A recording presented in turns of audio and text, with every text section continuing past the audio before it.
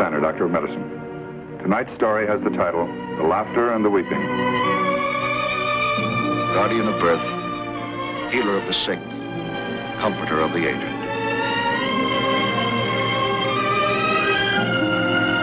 And the qualities of the worthy physician are three: the eye of an eagle, the heart of a lion, the hand of a woman.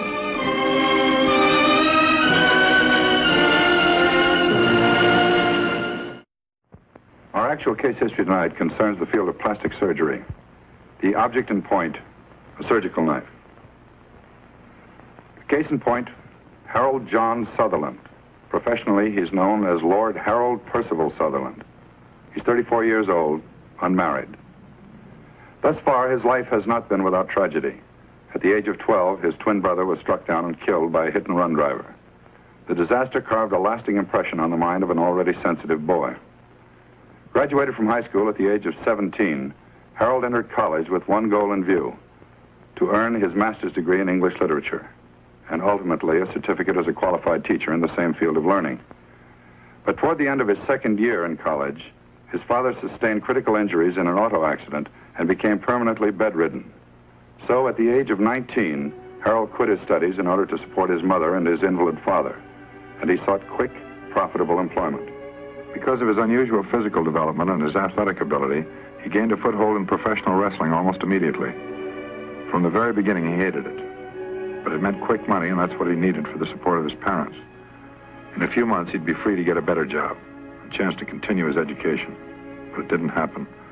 A few months lengthened into a year, and 2 years, 5 years, 10 years. A chance to return to his studies. Somehow he managed to keep that hope alive. But another few years and his last hope died. There was no chance. To Harold Sutherland, there was nothing else left. It had to be wrestling. For him, there was no other job. Any bitterness he felt was tempered with the knowledge that he had devoted 15 years of his life to two people he loved most. One of them, his mother, died a year ago. Now death threatens his aging father, still an invalid. 12 hours ago, he suffered a brain hemorrhage, a stroke. The outcome is still in doubt. Still the same? Hasn't there been any change at all? I called Dr. Getz, the neurologist, in consultation. He agrees with the diagnosis. Cerebral hemorrhage, same area of the brain as last time. This time it's more serious. Is he gonna die? It's not very encouraging, Hal. His chances aren't very good. It's getting late.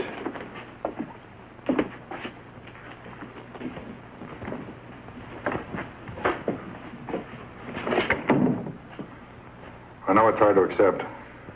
It's always hard. I should have been expecting it, I guess, after the last time.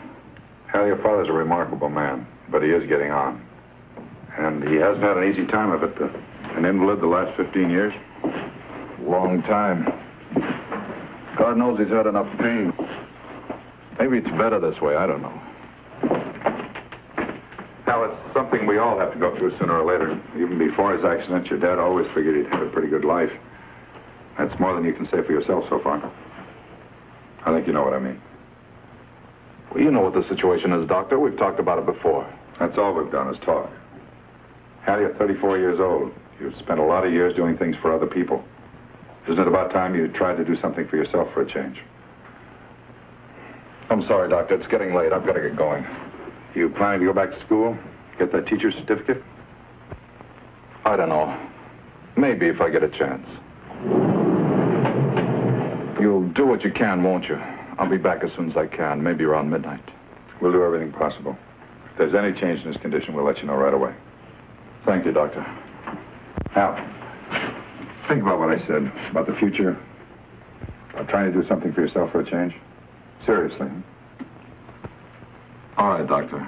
I don't know how I can change anything, but I'll think about it.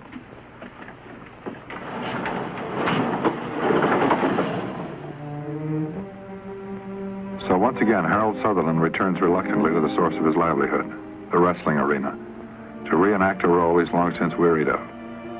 Waiting his arrival is an integral part of the act. Luther Jackson, a garage mechanic during the day, he's a close friend.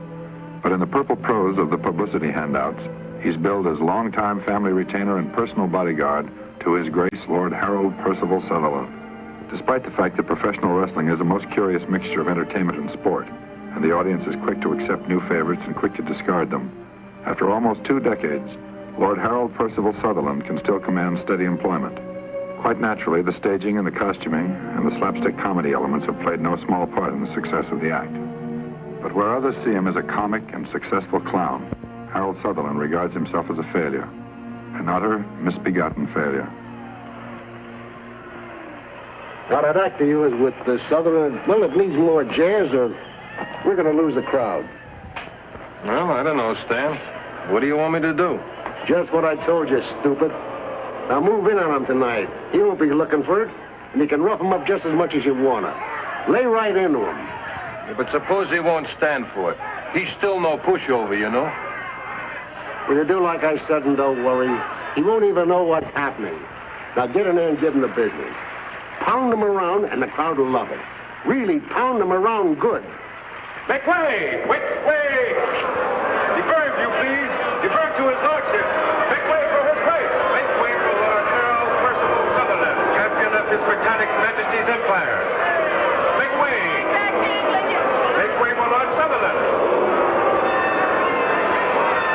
Ladies and gentlemen, tonight by popular demand, promoter Stanley Gentleman Thompson presents 2 of the outstanding contenders for the World Wrestling Crown in what we call an unprecedented grudge match. In the white corner, our own regional heavyweight champion, All-American handsome Chuck Strong.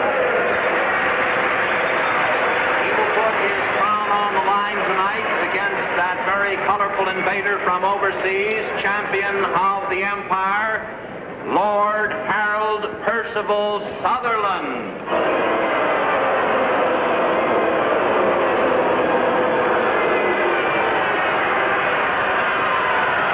Ladies and gentlemen, by popular request, Lord Percival's recitation tonight, a speech from William Shakespeare's play, King Henry VI. Lord Percival, if you please.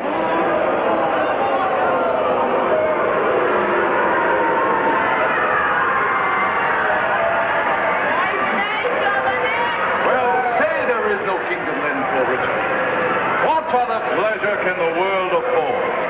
I'll make my heaven in a lady's lap, and deck my body with gay ornaments, and wit sweet ladies with my words and looks. Oh, miserable thought! And more unlikely than to accomplish 20 golden crowns. Why, love forswore me in my mother's womb, and for I should not deal in her soft laws, she did corrupt frail nature with some bribe, to shrink mine arm up like a withered shrub, to put an envious mountain on my back, where sits deformity to mock my body, to shape my legs of an unequal size, then to disproportion me in every part, like to a chaos, or an unlicked bear-whelp that carries no impression like the dam. And am I then a man to be beloved? Oh, monstrous fault, to harbor such a thought. Are you sick of your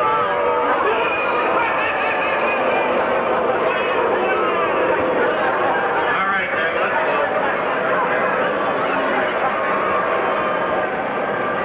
All right, men, we all know the rules here, and I'm going to enforce them. Any questions, I'll take them now. Let's go.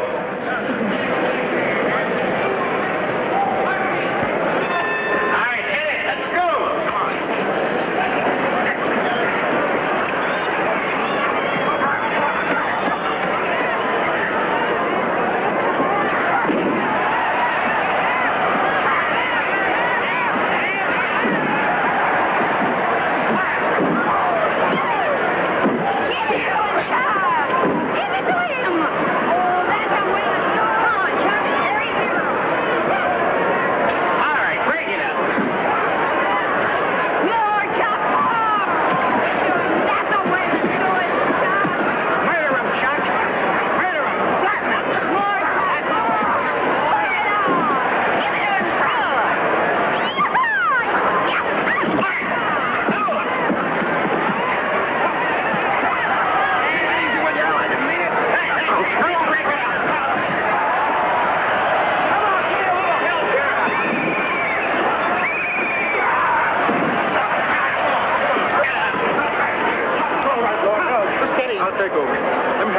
It's all right, Lord Hell. Just relax now. Everything's gonna be all right. It's really all right.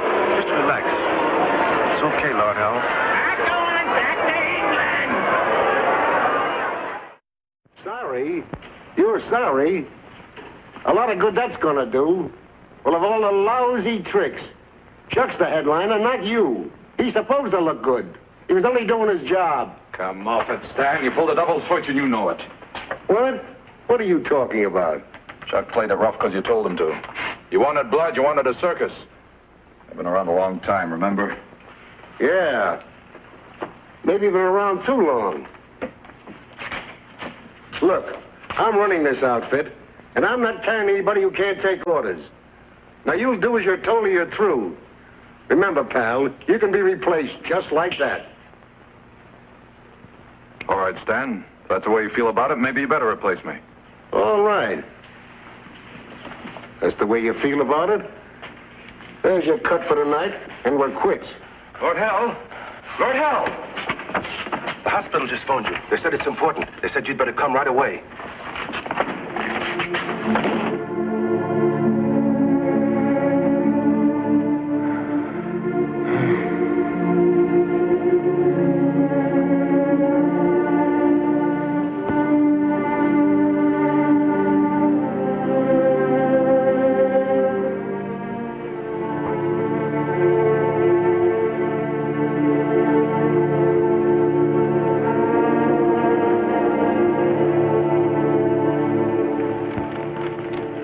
Meanwhile, you have to go on living. How about yourself? Got any plans? No, I guess not. I don't know. Everything seems kind of empty. Nothing to work for anymore. Yeah, you said you quit your wrestling job tonight. How about going back to school and getting that teacher's credential? That's what you always wanted, isn't it? I haven't thought about it much lately. It's been too long. It wouldn't work. Oh, why not? Money, for one thing. There's been a lot of expenses.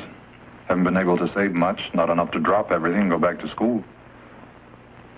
That's not a very good excuse, is it? Ever since I've known you, you've been a pretty resourceful fellow. I think you could work it out to go back to school and get that teacher's credential if you really want it. It is, isn't it? All right, it is. But take a look at this again. How about it? Can't you just picture me in a class with a bunch of 20-year-olds? Lord Sutherland goes to college. Be a great picture, wouldn't it? Hal, age is no argument. There are plenty of people older than you in college right now. With a face like this? I've told you about that a half a dozen times. In my opinion, plastic surgery would make all the difference in the world. Look, Doctor, I know what you're trying to do, and I appreciate it. But let's face it, I'm in no position to go to a plastic surgeon. And if I could, how much good would it do me? Well, you've never been examined by a plastic surgeon. How would you know? I've heard of some cases. Plastic surgeons aren't miracle men. Besides, they wouldn't be interested in a case like mine. I'm no rich old lady who wants to have her face lifted, or a movie star who has to look good. You've got a pretty strange impression of plastic surgeons. Sure, there's some doctors who confine their practice to cases like that, and in their own way, they're important. But plastic surgery goes far beyond that. They're curing everything from leg ulcers by a skin graft to repairing major features that have been destroyed by accident or disease. That's fine, Doctor. Maybe it could help a little. But who cares? I'm a wrestler. It doesn't make any difference. It makes all the difference in the world, and you know it. It could change your whole life for the better. It's no use, Doctor. It's a waste of time. Thanks, anyway. Hal, your mother and father were never very happy because you couldn't finish your education. All right? They knew you weren't happy. They knew you wanted to be a teacher more than anything else in the world. I suppose so. Well, if you won't do it for yourself, how about doing it for them? What do you say? You win, Doctor. Name the time and place, and I'll be there.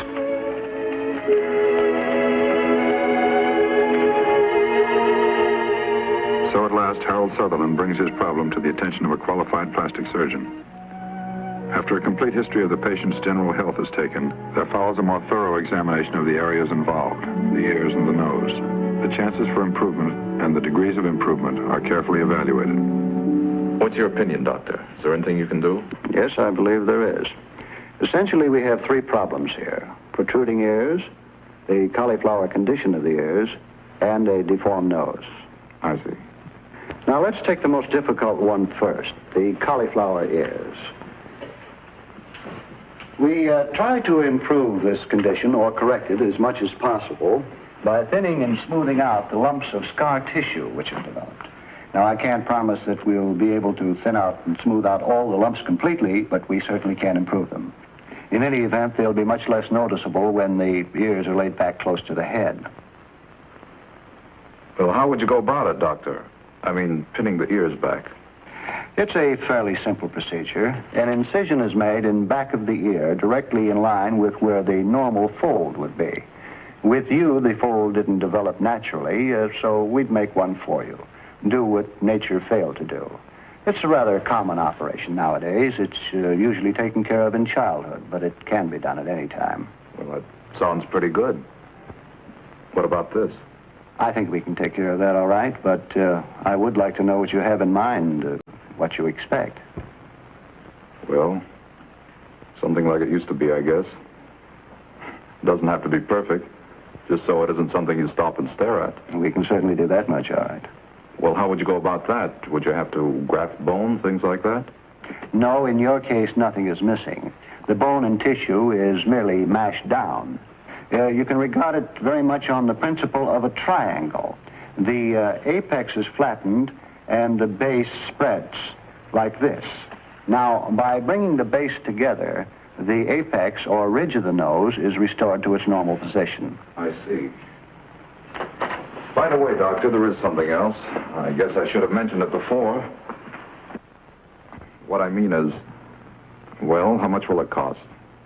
Very simply put, Mr. Sutherland, fees for operations of this type are generally in line with other surgical procedures which require similar operating time. I mean, appendectomies or gallbladder operations, for example. That includes... I think I know what you're talking about now, Doctor. It's a lot different from what I thought. I always heard plastic surgery was so expensive, usually runs into $1,000 or more. A lot of people have that impression, unfortunately. It's certainly far from the truth. Now, of course, Mr. Sutherland, surgery is out of the question for you until your ears have healed completely, until there's no danger of infection. I understand. After that, if and when you decide on surgery, why don't you call me right here at the office? Thank you, Doctor. I'll call you. So you want to come back to work for me, huh? All right, you can come back. Thanks a lot, Stan. It's nice of you. Under one condition. That you sign a firm 18-month contract with me, and that means for the next 18 months you're in the ring, you'll do exactly what I say. If I say stand on your head, you stand on your head. If I say fall down, you fall down, understand? You'll get the same money, same billing, and no complaints. All right, Stan. No complaints. Okay, it's a deal. Say, glad to see you getting some sense, Percy. What happened? How come you came back? Because I'm leaving you, Stan. 18 months and I'm leaving you once and for all. So after the long years of trial, the long years of waiting, Lord Harold Percival Sutherland delivers himself back to a livelihood which he hates, but at the same time represents a means to an end. The trial is long, 18 months. They pass slowly. And the injuries are not confined to the body alone. The spirit also suffers, a sensitive spirit, one exposed to constant derision, gross comedy, scorn, ridicule. At the same time, the physical injury cannot be minimized. It is only conjecture, but it might be significant that the lives of many of the world's most famous clowns and comedians have been painted with tragedy and great sorrow. And the weeks pass slowly, and slowly the months. Scars healed or reopened, then heal again. The crowds are pleased, the promoters are happy.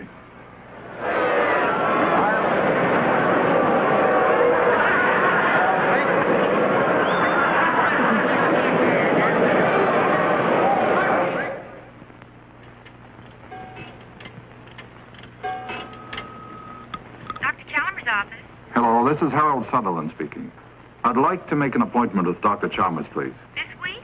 Yes, as soon as possible. Friday at 10, Mr. Sutherland.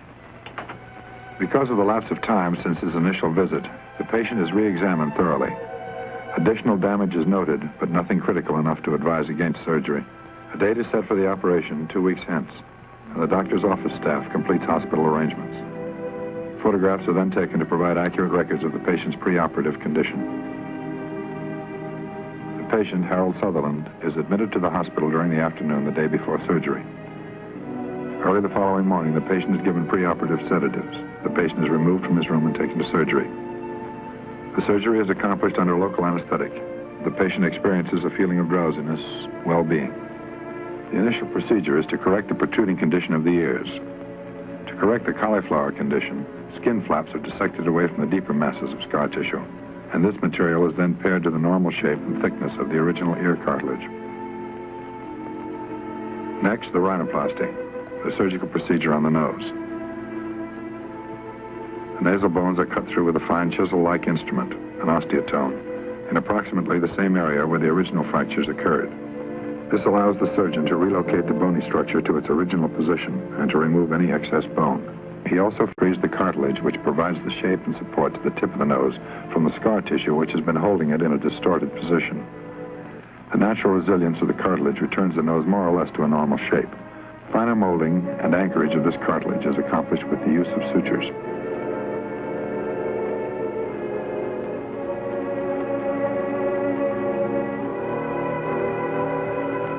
The day after surgery, the patient returns home. After 3 days, at the physician's office, the gauze packings are removed from the nostrils, the metal nose splint is taken off, and adhesive tape strapping is changed. This same tape strapping will remain on a full week after the first change of dressing. The ear bandages are changed at 3-day intervals. Then after 10 days, all bandages are removed. In 2 weeks, some amount of discoloration and swelling can be detected by doctor and patient, but not by the casual observer. After 2 months, almost all of the swelling is gone, and post-operative pictures are taken. Why, yes, send him in. Friend of yours. Howard? Howard? Brought the journal back. Thanks a lot. Pleasure. I think you know the patient, don't you, Doctor? Well, Harold Sutherland, how about this? You finally got it done. That's right. Well, congratulations. You really did get yourself fixed up. He did fine, didn't he? It should look even better when the swelling's gone. It looks great right now. What have you been doing with yourself lately? Oh, I've been working in the garage at night, brushing up on my books some during the day. You're going to finish up? You're going back to state teachers? Solid 2 years. Fall semester opens a week from tomorrow. Oh, that's wonderful. That's just wonderful. Decide what you're going to major in. You know as well as I do. Corrupt frail nature with some bribe. To shrink mine arm up like a withered shrub, to make an envious mountain on my back. Where sits deformity where sits deformity? Sorry, Mr. Sutherland, I forget. All right, Donald, that was a fair try. But I think you were too busy memorizing to grasp the real meaning of the words. Now, I'm no expert, but I have read in public before. Maybe this might give you a better idea of what Shakespeare was trying to say in this speech. Oh, miserable thought. And more unlikely than to accomplish 20 golden crowns. My love forswore me in my mother's womb, and for I should not deal in her soft laws, she did corrupt frail nature with some bribe, to shrink mine arm up like a withered shrub, to put an envious mountain on my back, where sits deformity to mock my body, and to shape my legs of an unequal size, and to disproportion me in every part, like to a chaos, or an unlicked bare whelp that carries no impression like the dam. And am I then a man to be beloved?